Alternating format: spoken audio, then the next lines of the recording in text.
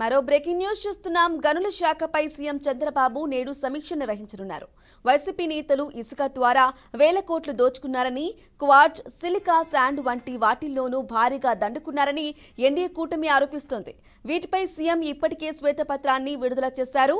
గత ప్రభుత్వ హయాంలో 19,137 కోట్ల రూపాయల మేర దోపిడీ జరిగిందని ఆయన పేర్కొన్నారు. నేటి సమీక్షలో సీఎం ఆ అంశంపై ప్రధానంగా దృష్టి పెట్టనున్నట్లు టాక్.